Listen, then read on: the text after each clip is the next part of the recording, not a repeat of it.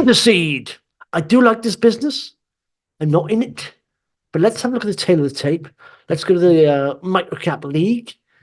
Let's see what it is on the microcap league.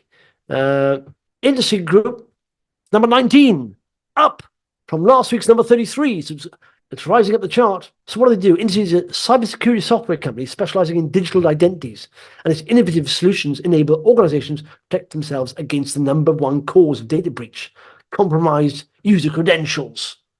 Yes. Anyway, let's have a look here. So a quick look at the total scores for me. Top line looks good. Health is good. Value is in amber. That's too bad. Potential is in red. So even broker targets here got 17% upside. I tend to agree with them. But nevertheless, that's just the forecast for the future. No one knows what the future holds. If they release a big contract tomorrow, that can change.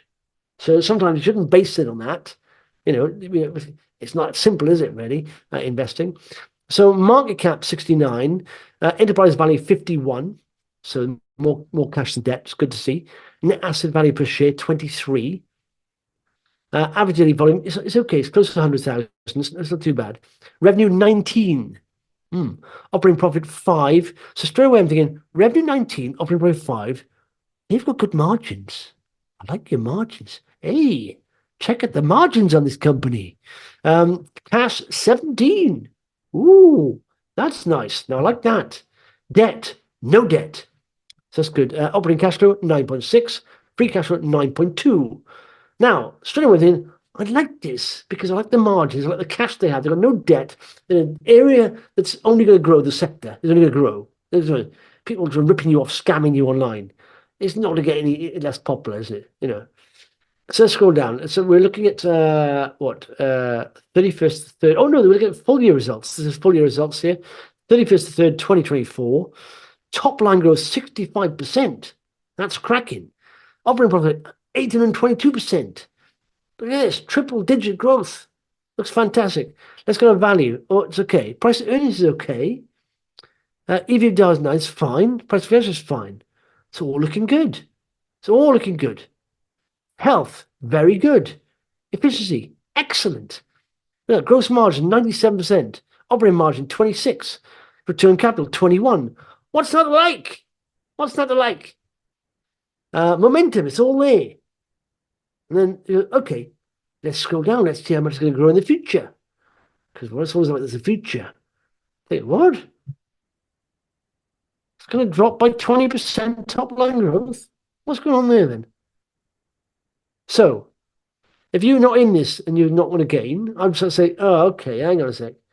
Unless they release another contract, a big contract, someone did say to me they had a big one-off contract. Unless they release another contract somewhere, a big one-off contract, that's going to disappoint a little, isn't it? Because literally you're going to have operating profit going from 5.2 to 2.8. And so that's going to drop quite a bit. Like I say, even on, I put this on, I put this on a multiple of 3 times sales, 15 times EBITDA, 20 PE. Okay, and this is what you get, minus 27%.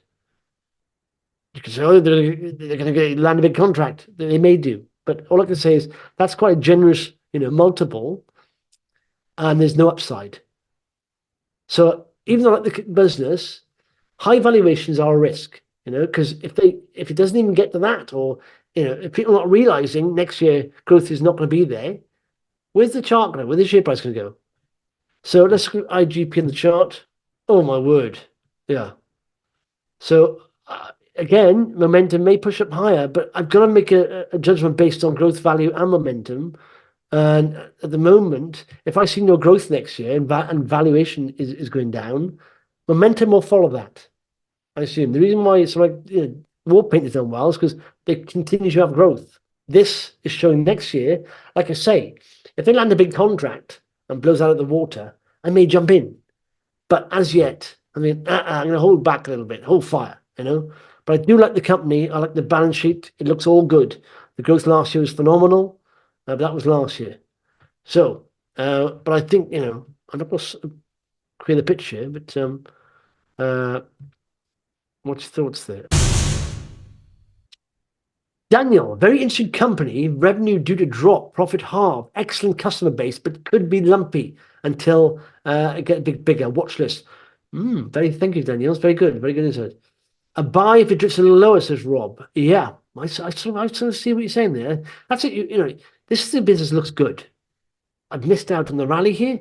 It's a huge rally, and now the value's got a bit above itself, and that's because you'd be surprised doing this webinar, right? 9% of private investors are just buying because it's going up. They have no idea what the forecasts are like. No idea. And so there's people telling there's some guy, right? Some guy out there who's a private investor who's does half a bit of research, maybe bought down here because someone else told him to. Let's ride up here. He's telling all his friends, right? Oh, it's going to the moon. They've had this much growth, and they probably don't know what's going to happen next year. And that's an annual contract that's coming down. So, you've got to make a judgment based on growth value, and then that pushes momentum forward, So I like the business. Right now, I would love to have got in look, let's go back to the chart. Look at this. Look at this. Let's go back to the chart. And in fact, sometimes it'd be nice if we go back to the results previously, but you can see here, it's going pretty much downtrend. Look at this. Perfect. This is perfect. This is a good example. Pretty much, range short bound here. Okay. Then we got uptrend. You can cross series of higher highs. Okay. Then where's the next higher high? Where is it? Didn't happen. Okay. And you got let's zoom in here. Let's get rid of the 50-day second. Bit messy there. So then you got literally a lower high.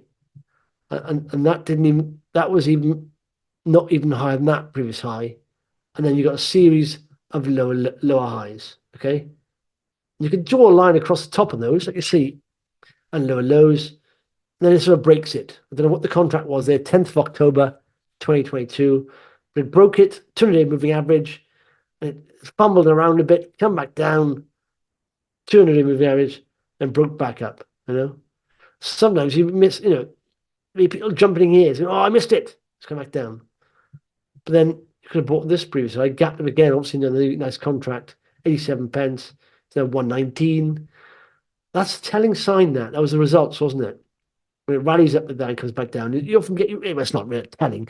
You often get liquidity events, people are selling there. But yeah, I like it. But I'm gonna let's wait and see. Let's wait and see. If it's a great business and it's going to become a multi-bagger over time, you've got plenty of time. Plenty of time. This is what we're looking for. We're not looking for pop and drops, pie in the skies. Gareth, watch this. Just a bit too aggressive to get in yet. Wait for a pullback. You mean the share or you being aggressive? Hugo, not only company in the space, watch list. Yeah, exactly. They had a good point about the forecast, especially if you listen to their presentation. All they mentioned was growth, nothing about what is currently estimated around the corner. Management a bit over promotional. Are they? I've not seen the thing. That's it. They've got to look at it. Share prices about the future, and like I said, if the future isn't that very, honestly, you take your time because you can have one of these.